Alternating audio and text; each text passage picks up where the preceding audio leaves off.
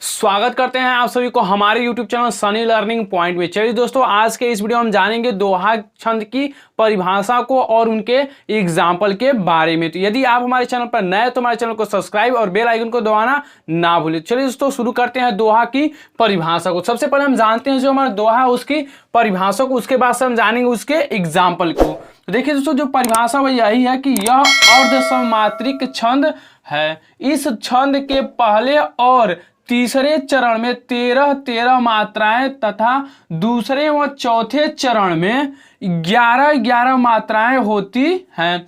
सम चरण के अंत में गुरु लघु आते हैं। ठीक है दोस्तों, तो यह रहा हमारे दोहे का परिभाषा।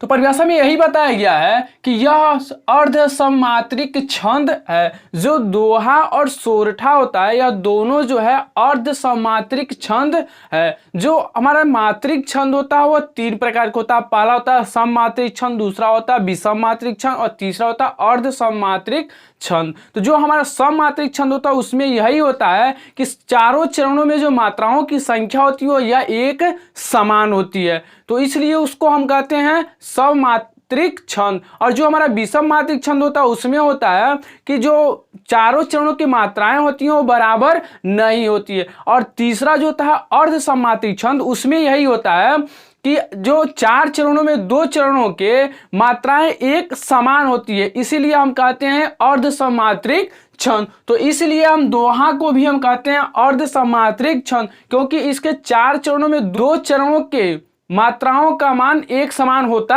है। तो यह है हमारा क्या, अर्धसमात्रिक छंद। इस छंद के पहले और तीसरे चरण में 13 मात्राएं, जो हमारा दोहा होता है उसके पहले और जो तीसरे चरण होते हैं उनमें 13 मात्राएं होती हैं। और इसी प्रकार जो दूसरा व चौथा चरण होता है उनमें 11 मात्राएं होती हैं। हमारे दूसरे और चौथे चरण में 11 मात्राएं होती हैं। और सम चरणों के अंत में गुरु लघु आते हैं। जो हमारा सम चरण यानी कि जो समान मात्राओं वाला जो चरण होता है उसमें लघु मात्रा और गुरु मात्रा अंत में आते हैं। तो अब तक आप समझ चुके होंगे कि जो हमारा दोहा है उसकी परिभाषा को। अब हम जानते हैं दोहे के एग्जाम्पल को। तो आपने एग्जाम्पल को भली भांति जानते हैं, लेकिन आपको ज्ञात नहीं था कि जो हमें ज्ञात है वह एक दोहे का भी एग्जाम्पल हो सकता है, क्योंकि यह जो है हनुमान चालीसा से ही लिया गया। आप सुने भी होंगे, पवन तनय संकट हरण मंगल मूर्त रूप, राम लखन सीता सहित हृदय बसई सुर भूप। तो यह रहा हमारा दोहे का एक एग्जाम्पल। और दूसरा एग्जाम्पल भी है, कागा काको धन हरे कोयल काको दे, अब मीठे वचन सुनाए कर जग अपनों कर ले। तो यह रहा हमारा दूसरा एग्जाम्पल। अब आप जानिए कि जो हमारा एग्जाम्पल है कैसे दोहा छंद है। तो देखिए दोस्तों, इसमें बताया गया है कि जो हमारा पहला चरण और जो तीसरा चरण होता है उनमें मात्राओं की जो संख्या होती है 13 होती है। अर्थात जो हमारा यह पहला चरण है, ठीक, और यह जो हमारा तीसरा चरण है, इनमें जो मात्राओं की संख्या होती है वो क्या होती है, 13 होती है। तो आप गिन भी सकते हैं। यदि आपको नहीं मालूम है कि किस प्रकार से हम मात्राओं को गिनते हैं तो बस शॉर्टकट में यही जानिए कि क से लेकर ज्ञ तक के जितने भी अक्षर उनको हम एक मानते हैं, एक मात्रा मानते हैं, और जो हमारी बड़ी मात्राएं होती हैं उनको हम 2 मानते हैं। बस शॉर्टकट तरीके से आप जानिए। तो जो हमारा यह पवन तनय संकट हरण है, आप इनमें गिनिए तो जो पवन है इनमें कितनी मात्रा होंगी, 3, क्योंकि पवन में 1, व में 1 और 9 में 1 मात्रा होगी। ठीक, जो तयन है इनमें भी क्या है, सिर्फ अक्षर है, तो है, नो है, य है, क्योंकि इसमें मात्रा है नहीं, तो इसमें क्या होंगी, सिर्फ 1 मात्रा ही हुई। ठीक है, उसका जो संकट है, संकट में भी क्या है, देखिए 100 है, उसके बाद 9, इसमें क्या हो जाएगी, 2 मात्रा हो जाएगी। क पे हम 1 मात्रा और तो के लिए 1। ठीक है, उसी प्रकार जो हरण है उस पर भी क्या होगा, 1 मात्राएं होंगी। ठीक है दोस्तों, अब इनको गिनिए। तो हमको गिनने पर कितना होना चाहिए, 13 मात्राएं होनी चाहिए। तो गिनिए, 1 2 3 4 5 6, और इसे हम पढ़ते हैं गुरु। ठीक है, यश की तरह जो हम बनाते हैं उसको हम क्या कहते हैं, गुरु, और जो वन की तरह बनाते हैं उसे हम लघु कहते हैं।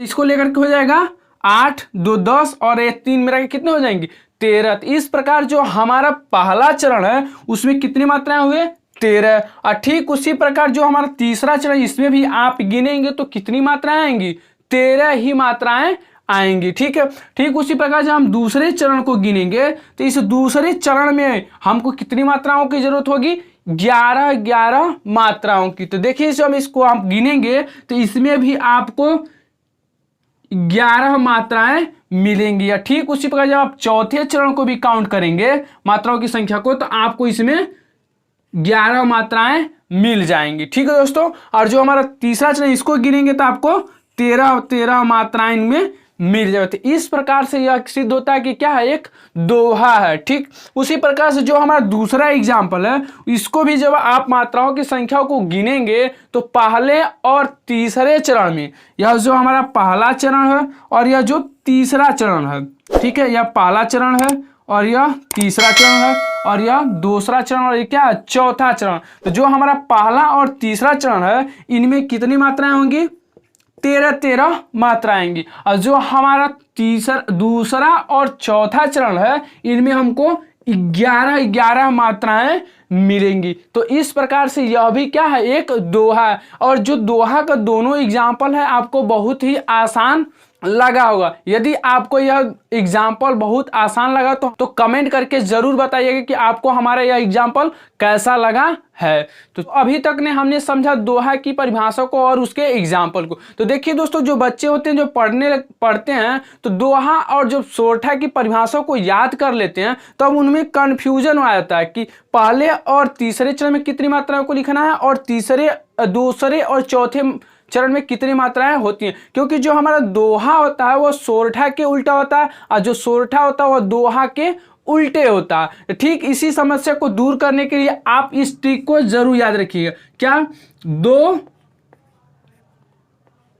ताग क्या लिखे हैं दोस्तों हम यहां पे लिखे हैं 2 ताग। क्यों लिखे हैं अब जानिए।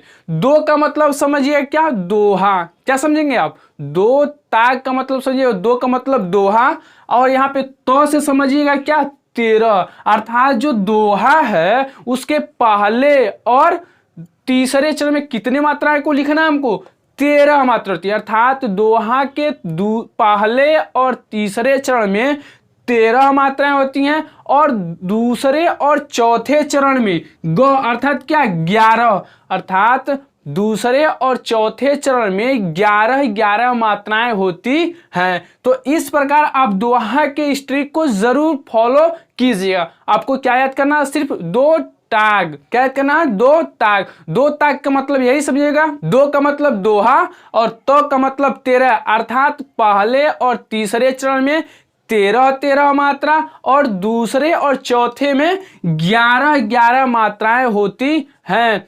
ठीक है दोस्तों, और हमने यहाँ पे बताया आपको अर्ध सममात्रिक छंद। ये कैसे होगा क्योंकि जब हमारे देखेंगे तो जो 4 चरण हो रहा है तो उसमें 4 चरणों में 2 चरणों की जो मात्राएं हैं क्या है एक समान है और 2 चरणों की मात्राएं एक समान अर्थात 11 और 2 के 13। इस प्रकार क्या हुआ आधा एक बराबर और आधा एक बराबर। इस प्रकार सब क्या कर सकते हैं अर्ध सममात्रिक छंद।